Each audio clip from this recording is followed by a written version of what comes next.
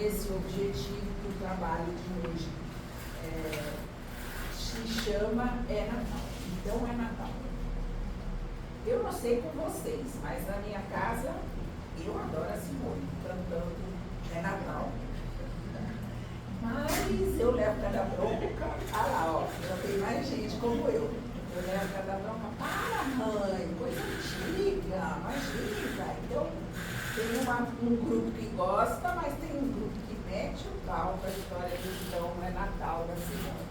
Mas eu tenho uma sobrinha, por exemplo, que diz: enquanto não toca a Simone, não é Natal. Né? Então é Natal e o que você fez? O ano termina e nasce outra vez. Então é Natal, a festa cristã do velho e do novo, do amor como um todo. Então, bom Natal e um ano novo também. Que seja feliz quem souber o que é o bem. Então, basicamente é essa a letra. Que seja feliz quem souber o que é o bem. Será que o Natal é uma oportunidade, um momento especial, alguma coisa que pode estar trazendo para nós alguma situação diferente daquela que a gente viveu o ano todo? Jesus é considerado pelos cristãos como Filho de Deus. E eu perguntei ali, Filho de Deus, como se nós não fôssemos, né? Mas enfim, é essa a expressão que é usada. O Messias, o Salvador da humanidade. Alguns dizem, inclusive, que esperam que ele volte. Né? Então a gente ouve cada vez mais frequentemente essa ideia de Jesus vai voltar, ou Jesus está voltando, qualquer coisa parecida. A maioria das religiões adota a ideia de um Salvador. Os indianos estão esperando por Kalki há 3.700 anos. Esperam este Salvador, Kalki. Os budistas estão esperando Maitreya há 2.600 anos. Os judeus esperam pelo Messias há 2.500 anos. Surá está esperando pelo profeta Issa há 1.400 anos. Os muçulmanos esperam por um Messias da linha de Maomé há 1.300 anos. Os xiitas estão esperando por Mahdi há 1.080 anos. Os drusos esperam por Hamza ibn Ali há 1.000 anos. E grande parte dos cristãos espera a volta de Jesus há 2.000 anos. Todos afirmam que o mundo continuará cheio de maldade até que esse Salvador chegue e o encha de bondade e justiça. Todos esses que eu apontei, mais alguns, tem alguns num texto específico ali, que nos mostra quantas religiões aguardam o Salvador e há quanto tempo aguardam o Salvador. E é interessante pensar nesse sentido, que o Salvador significaria para essas religiões a possibilidade de afastar a maldade e encher de bondade e justiça o mundo. A palavra salvação tem uma origem grega que transmite a ideia de cura, redenção, remédio, resgate. Né? Então, salvação teria essa conotação. O contexto religioso liga liga a salvação à libertação de um estado ou condição indesejável. Livrar-se de uma ameaça eterna, do castigo. Liberar-se da condenação, do pecado e da influência do mal. Então, salvação teria essa conotação de libertação, de cura, de remédio, de resgate. Né? Como se alguém estivesse tirando o outro do perigo, né? Ou da doença. Como é que era a vida na época de Jesus?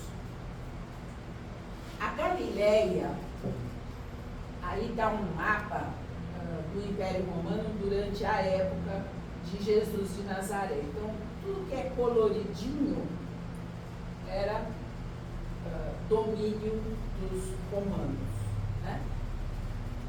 E a Galileia, onde Jesus nasceu, integrava o Império Romano, que abrangia todo o entorno do Mediterrâneo, que é essa parte mais para baixo aqui, né? Do lado direito, mais para baixo. Era a Galileia, incluindo partes, hoje, né? Incluindo partes da Europa, da África e da Ásia, somando 50 milhões de habitantes naquela época. Então, era um império enorme, né? Conquistado pelos romanos, de vários povos pequenos, espaços pequenos, controlados agora, na época de Jesus, pelos romanos. O que isso significava e por que havia essa guerra, né? Por que havia esse controle, essa busca desse imperialismo todo, né? Então era uma busca, uma guerra pelo poder, pela escravização dos mais fracos. Então usava-se os povos vencidos como escravos, pela posse da terra e das riquezas. Na época de Jesus, eu estou falando. Não sei se agora é assim, será? A vida ainda na época de Jesus, quando ele nasceu, que era no fim, né? Vocês viram que é um pedacinho aqui, vem à direita, existia todo um espaço ali mais amplo, eles estavam num lugarzinho mais contido ali. Jesus nasceu nos confins do império, na Galileia, um reino de 200.000 habitantes.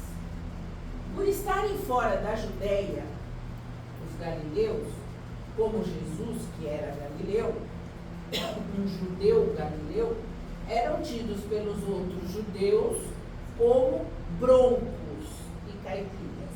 Então era um grupo discriminado, né? Não era um grupo privilegiado, era um grupo entre os próprios judeus. Havia várias tribos que eles chamavam, e entre essas tribos, os judeus ou os galileus eram tidos como broncos e caipiras.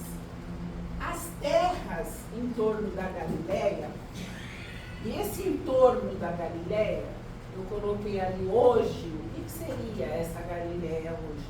Parte da Síria, Líbano, Jordânia, Jerusalém, Israel, era o que é hoje esses países, né? Era esse entorno da Galileia. Então, esse espaço da Galileia era muito árido e rochoso. Ainda é, né? Ainda tem muito deserto, muita seca, tanto que hoje a luta pela água é uma realidade. Mas na Galileia, especificamente, havia muita chuva.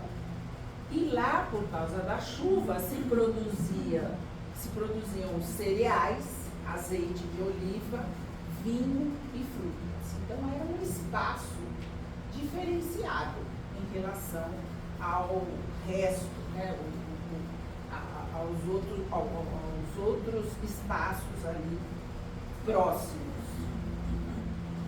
Não sei se dá para ver muito direitinho nessa figura, era uma projeção do que seriam as cidades na época de Jesus. Então, as cidades da Galileia e da Judéia, percorridas por Jesus, eram locais insalubres, barulhentos e perigosos. Vocês vejam que tem um espaço maior, né, quase que com uma muralha, e aí espaços menores fora da muralha.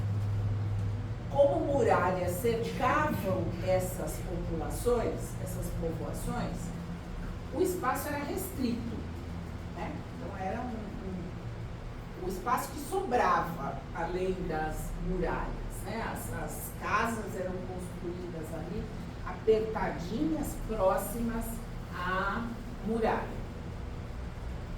Quase não haviam praças, quintais ou árvores, como era um lugar muito apertadinho. Olha, você vê que na projeção não existe praticamente vegetação no entorno.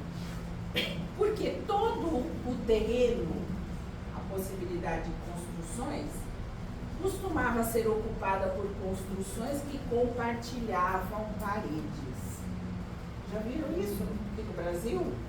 Lugares que compartilham paredes, que não tem muito espaço para construção, nem para o verde, né? Nem para o quintal ou qualquer coisa muito parecida.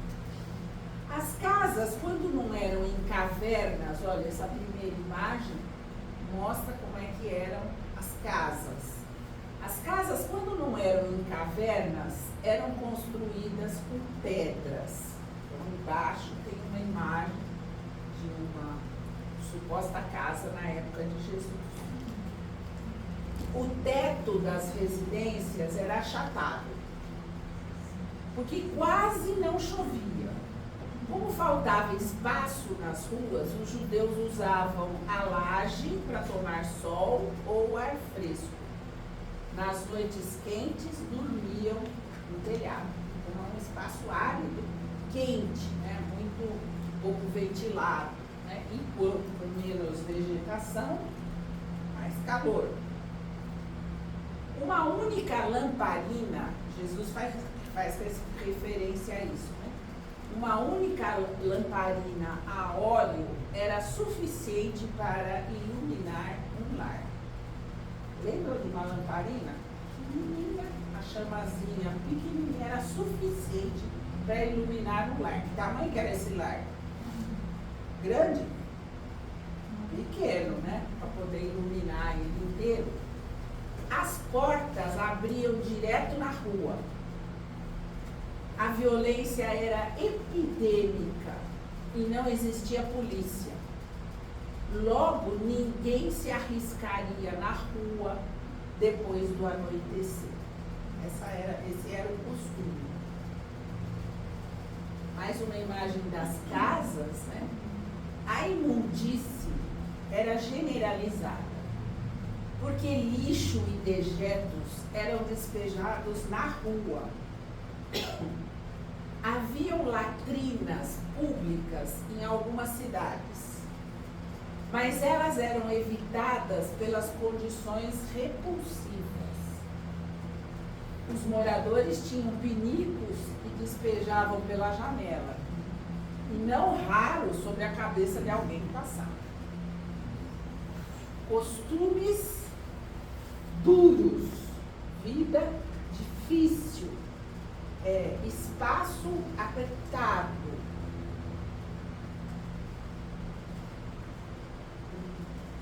Ricos. A primeira imagem é o espaço, olha a muralha. A muralha definia o lugar dos ricos, separava os ricos dos pobres.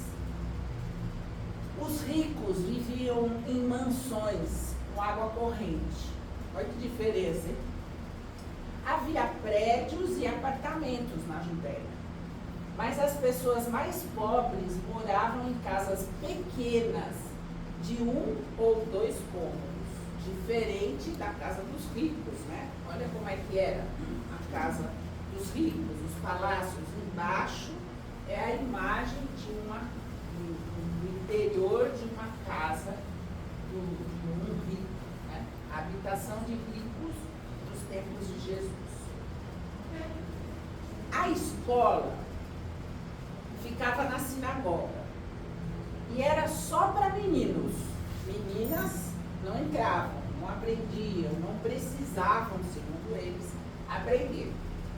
Eles aprendiam a ler, escrever e fazer contas.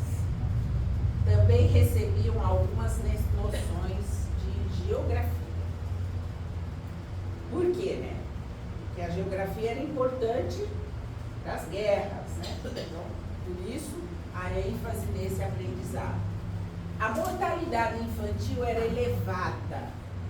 Metade das crianças não chegava à idade adulta. Isso mesmo, porque adulto era quem chegava aos 35, né? 40 anos já era muito velho. Nós já estávamos fora fazia tempo, quase voltando. A mortalidade infantil, então, era elevada. Metade das crianças não chegava à idade adulta. As mulheres morriam frequentemente no parto, ou depois dele, de infecção, né? Por falta de higiene. Também morria-se muito por acidente, epidemias e falta de assistência médica. E eu, quando li e transcrevi isso daí, ainda fiquei pensando, quer dizer que tinha assistência médica. Existia alguma assistência médica, mas aos pobres ela não chegava. A mortalidade infantil, então, era elevada, as crianças morriam antes da idade adulta, as mulheres morriam no parto, depois dele, por falta de higiene. A ignorância sobre as doenças levava o povo a atribuí-las aos demônios. Então, era uma vivência mágica, né? Até hoje ainda é assim. Eu tenho uma filha que é antropóloga, trabalha com índios, ficou doente, é magia. Existe alguma magia ali, né? E o pior é que você tem que culpar alguém pela magia, porque alguém tem que fazer a magia. A cura de males como epilepsia, surdez e paralisia passava por expulsar os espíritos ruins. E Jesus, então, era visto como um curandeiro com o dom do exorcismo, aquele que expulsava os espíritos que eventualmente estavam causando doenças. Brasil hoje, 2023 anos depois. Veja se vocês reconhecem estas imagens. Às vezes um pouco pequenas, né? Mas frequentes, comuns. Aonde a gente vai, não preciso nem dizer aonde é no Brasil. Mas aonde no Brasil não preciso apontar. Tem em todos os lugares do Brasil. 2023, em 2023, mais da metade dos brasileiros vive na pobreza. Mais da metade dos brasileiros vive na pobreza. E pobreza a gente vai entender como carência do necessário para sobreviver. Não é só falta de dinheiro. É carência do necessário para sobreviver. Então tem que estar lutando pela vida o tempo todo. De acordo com os principais dados de saneamento no Brasil, o país ainda tem quase 35 milhões de pessoas sem acesso à água tratada. 35 milhões de pessoas não têm acesso à água tratada. 100 milhões de pessoas não têm coleta de esgoto, representando 47,6% da população e somente 46% dos esgotos produzidos no país são tratados. 46%. De acordo com o IBGE, cerca de 35 milhões de brasileiros ainda não têm acesso a nenhum serviço de saúde de uso regular. Nenhum. O conceito de serviço de saúde de uso regular exclui casos de emergência. Na emergência tem bastante gente, mas não. A saúde regular, aquilo que você vai fazendo para manter uma boa saúde, 35 milhões de brasileiros não têm acesso a isso, não têm acesso a essa situação. Olhem essas imagens. A primeira imagem é da Índia, a pobreza na Índia. Do lado direito, pobres nos Estados Unidos, um país considerado dos mais ricos, né? Tem dinheiro, empregando esse dinheiro aí em tudo, pesquisa, armamentos, medicamentos. Mas olha a situação dos pobres nos Estados Unidos. E eu não estou falando de estatísticas, né? Nessa esquerda aqui, a China, terra dos novos bilionários e ao mesmo tempo da pobreza extrema. Né? Um país com um crescimento altíssimo e, no entanto, uma pobreza extrema. E no último, do lado direito, a pobreza continua alta na África. A Forbes, um órgão de pesquisa dos Estados Unidos, divulgou sua lista global de bilionários em 2023. Os super ricos brasileiros perderam espaço, é a notícia. Dos 62 integrantes no ranking divulgado em abril do ano passado, 62 pessoas bilionárias. Apenas 51, e eu ainda botei esse apenas ali diferente, porque você baixa para 51, continuam tendo mais de 1 bilhão de patrimônio. De dólares, né? Pois é.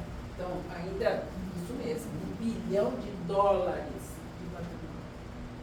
51 pessoas com esse montante, né? 1 bilhão de patrimônio. Muito tristes, porque caiu de 62 para 51. Se fala sobre religião, religião significa um conjunto de práticas e ações que ligam o homem a Deus. Na verdade, religião quer dizer religar, né? Ligar a Deus através de práticas e ações. A pesquisa Global Religion 2023, então uma pesquisa, olha o nome, ela é global, sobre religião, feita em 2023, em 26 países. Essa pesquisa apontou que 9 em 10 brasileiros, vou puxar um dos países que é o nosso, 9 em cada 10 brasileiros acreditam em Deus. Portanto, é um país que é regido, né, pela ideia da existência de Deus.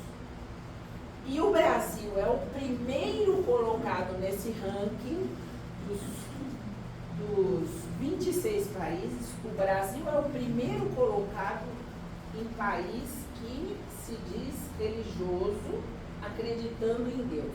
Empatado com a África do Sul, que significa 89%. Então, os nossos religiosos estão aí, 90%, 89%. E a Colômbia, que vem em seguida, que tem 86% de pessoas que acreditam em Deus. A maior parte dos brasileiros que tem uma religião, qualquer que seja, se diz cristão, portanto acredita em Jesus. 70% dos brasileiros religiosos acreditam ou se dizem cristãos. 79% dos brasileiros acredita na existência do paraíso, em um lugar que se vai depois de morrer, que é um lugar bom, né? Um lugar, usando a própria palavra, paradisíaco, um lugar confortável, que se conquistaria depois de morrer, e essa conquista depende da vida vivida. Né? 79% dos brasileiros acredita na existência do paraíso. E 66% desses brasileiros, acreditam no inferno. E o inferno seria o castigo, aquele ao qual o Salvador ou a salvação alcançaria. Né? Seria capaz de retirar as pessoas de dentro desse lugar ou desse espaço de sofrimento e de dor. Durante 3 anos, só 3 anos, Jesus divulgou, explicou o seu principal ensinamento. Só por 3 anos ele explicou. Por quê? Porque o seu principal ensinamento era relativamente simples, né? Ao invés de 10, 15, Torá, que era um livro enorme, era um mandamento simples: amar a Deus sobre todas as coisas e ao próximo como a si mesmo. E ele, em cima dessa ideia, né, de amar a Deus sobre todas as coisas e ao próximo como a si mesmo, ele explicou e exemplificou. Olha, gente, amar a Deus, amar ao próximo e a si mesmo quer dizer, explicava e exemplificava para quem ainda não tinha entendido, com as suas, não só com as suas parábolas, mas com a sua ação em relação às pessoas. Ele não escreveu nada, ele não fazia discursos, né? Ele explicava e exemplificava. Então ele exemplificou e explicou que ninguém ama só de sentir. O amor verdadeiro é vivido. O atestado de amor verdadeiro é lavrado nas atitudes de cada dia. Passou 3 anos explicando esse conceito. E o conceito que pode ficar resumido em amar é trocar a alma de casa. É amar o outro, olhar para o outro e trocar a alma, a sua alma, de casa. Ela vai para a casa do outro, percebe o outro, sente o outro, compreende o outro, aceita o outro, ajuda o outro. Amar é trocar a alma de casa. Imagens tristes, comuns nos nossos dias, e que nos faz pensar nessa questão. Muitas religiões afirmam que o mundo continuará cheio de maldade até que esse Salvador chegue e o encha milagrosamente de bondade e justiça. Alguém chega, esvazia a maldade e enche de bondade e justiça. Como se fôssemos bonecos, né? Eu fiquei pensando naquele boneco de posto, né? Que vai mexendo os braços, como se não houvesse ação. a ação seria do Salvador, preenchendo cada um de nós, humanos, de bondade e justiça. Como bonecos, né? Como se fosse refazer a pilha, aquela que estava gasta, trocar de pilha. Talvez nosso problema, deixa eu voltar, talvez nosso problema nesse planeta seja que esperamos que alguém venha resolver nosso problema, ou os nossos problemas, em vez de fazer nós mesmos. Vocês vejam quantas religiões, quantas pessoas, quantos religiosos, viram as estatísticas ali, estão esperando que alguém venha resolver o nosso problema. 2.500 anos, 3.000 anos, 2.000 anos, 1.300 anos, nós estamos esperando que alguém venha resolver nosso problema. Alguém que seja bom o suficiente, a ideia talvez seja, porque nós não queremos ser. Nós queremos que o outro nos esvazie da maldade e que nos preencha da bondade, automaticamente. Conta uma história que um viajante parou num posto de gasolina e ali ele ouvia um cachorro ganindo, chorando, uivando, né, sem parar. Pelo ganido que ele ouvia, aquela coisa angustiante, ele imaginou que o cachorro, e pensou que poderia ou estava significando dor naquele cachorro. Então ele pergunta para o atendente do posto: por que esse cachorro chora tanto? O que está acontecendo? Ah, diz o atendente, é porque o cachorro está deitado em cima de um prego. Aí ele pergunta: de um prego? E ele está preso? Não pode sair de cima do prego? Isso é uma tortura? Vocês fizeram de propósito botar esse cachorro em cima do prego? E ele disse: não, respondeu. É porque está doendo o suficiente para o cachorro chorar, mas não é suficiente para ele se levantar. Não está escrito voltar, mas para ele se levantar. Está doendo o suficiente para ele chorar, mas não está doendo o suficiente para ele se levantar e se livrar daquela dor, daquela angústia.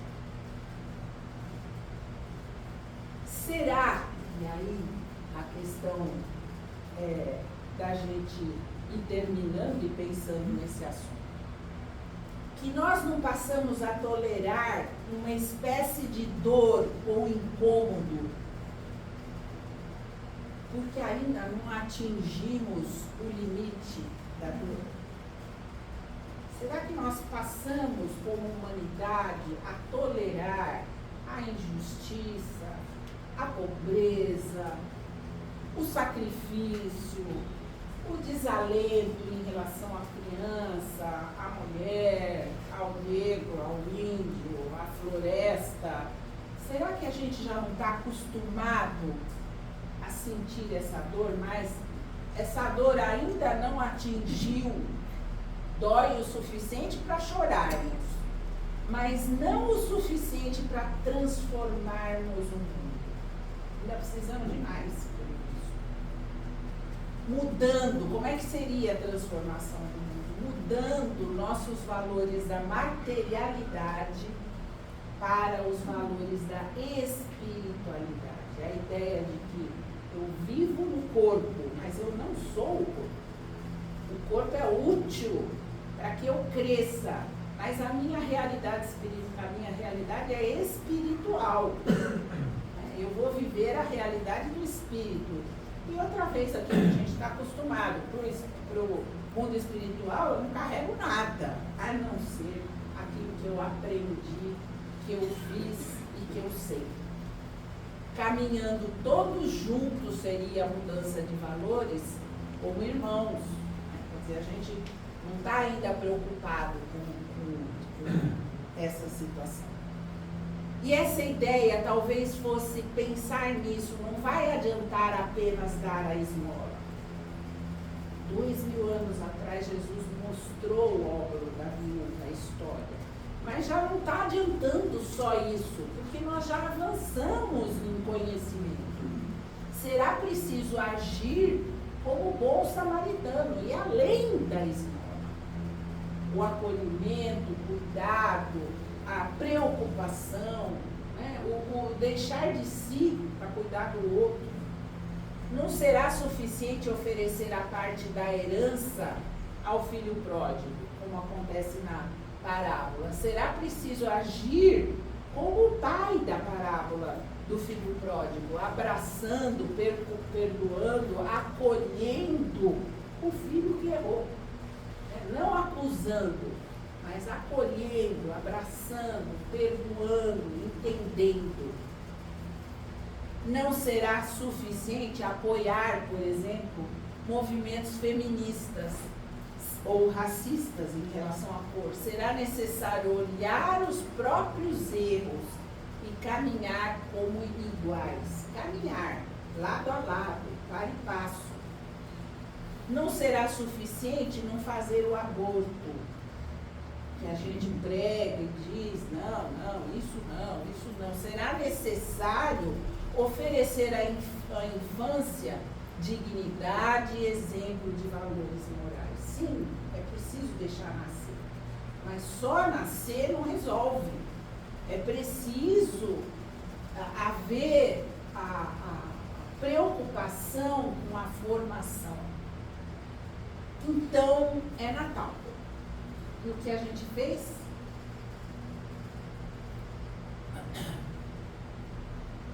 Momento de repensar a vida. O Natal. Que seja feliz, então, quem souber, talvez a gente pudesse acrescentar a música, e fizer o bem. Porque saber a gente já sabe. Mas é preciso quem souber e fizer o bem. E nessas condições, a gente pode dizer que Jesus terá realmente nascido em nossos corações nesse Natal. Feliz Natal para todos. Que seja realmente um momento de pensamento, análise, olhar para dentro de si, mas olhar para o mundo que nos chama para agirmos. Não é possível nós pensarmos, porque muitos de nós podem dizer, mas eu não sou político, eu não tenho dinheiro, eu não posso transformar o mundo, eu posso transformar o meu mundo. E quando eu transformo o meu mundo, eu transformo o mundo daqueles que convivem comigo. E daqueles que convivem comigo, eles transformarão o mundo de outros que convivem com eles. E assim nós vamos transformar o mundo. Então que nós, nesse Natal, tenhamos um tempinho para pensarmos nisso, na nossa possibilidade de transformação, para que Jesus realmente nasça no nosso mundo. Que assim seja. Feliz Natal.